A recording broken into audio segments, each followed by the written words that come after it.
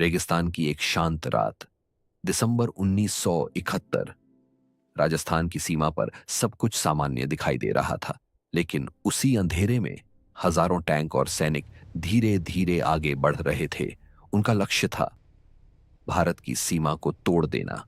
उन्हें लगता था कि यह लड़ाई आसान होगी, क्योंकि सामने सिर्फ एक छोटी भारतीय चौकी थी। उस चौकी का नाम था लोंगेवाला, और वहां मौजूद थे सिर्फ लगभग 120 भारतीय सैनिक। दूसरी तरफ 2000 से ज्यादा पाकिस्तानी सैनिक, और उनके साथ दर्जनों भारी टैंक। गणित साफ था, संख्या साफ थी, लेकिन इतिहास हमेशा संख्या से नहीं लिखा जाता।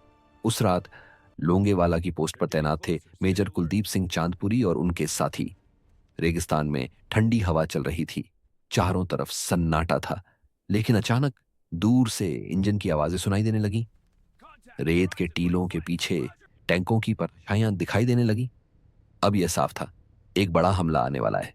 रेडियो पर संदेश भेजा गया, मदद मांगी गई, लेकिन मदद आने में समय लगना तय था। अब फैसला करना था, पीछे हटना या आखिरी सांस तक लड़ना। मेजर चांदपुरी ने अपने सैनिकों की तरफ देखा। किसी की आंखों में डर नहीं था। सब जानते थे यह लड़ाई असमान है, लेकिन यह भी जानते थे यह उनकी धरती है, और इस धरती को छोड़ना संभव नहीं था। आदेश साफ था, पोस्ट नहीं छोड़नी है। रात गहराती गई, और कुछ ही मिनटों में पाकिस्तानी टैंक सीमा पार कर चुके थे। रेगिस्तान की रेत कांपने लगी। टैंकों की आवाज गर्जन जैसी लग रही थी, लेकिन भारतीय सैनिक तैयार थे। उन्होंने अपनी मशीन गन्नें संभाली, मोर्टार तैयार किए और इंतजार किया दुश्मन के करीब आने का। जैसे ही टैंक करीब आए, पहली गोली चली, और फिर पूरा रेगिस्तान गोलियों से गूंज उठा। भारतीय सैनिकों ने अद्भुत साहस दिखाया। उन्होंने दुश्मन के टैंकों को रेत के टीलों में उलझा दिया।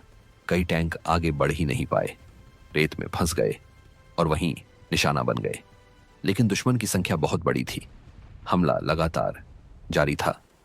रात लंबी होती जा रही थी। हर मिनट एक नई चुनौती लेकर आ रहा था, लेकिन पोस्ट अब भी कायम थी।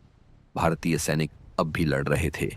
रेगिस्तान में गोलियों की आवाज रुकने का नाम नहीं ले रही थी, और फिर सुबह की पहली किरण दिखाई दी।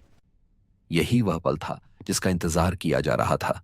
आसमान में भारतीय वायुसेना के विमान दिखाई दिए। हंटर जेट्स तेजी से नीचे उतर रहे थे। अब युद्ध का रुख बदलने वाला था। एक एक कर पाकिस्तानी टैंकों पर हमला शुरू हुआ।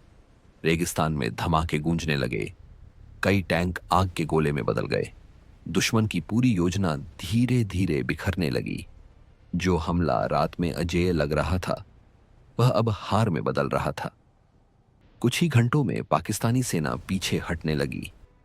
रेगिस्तान में जले हुए टैंकों की कतारें दिखाई दे रही थीं, और बीच में खड़ी थी लोंगेवाला की वही छोटी पोस्ट जहां सिर्फ 120 भारतीय सैनिक थे। उन्होंने न सिर्फ पोस्ट बचाई, बल्कि एक पूरी सेना को रोक दिया। यह सिर्फ एक युद्ध नहीं था,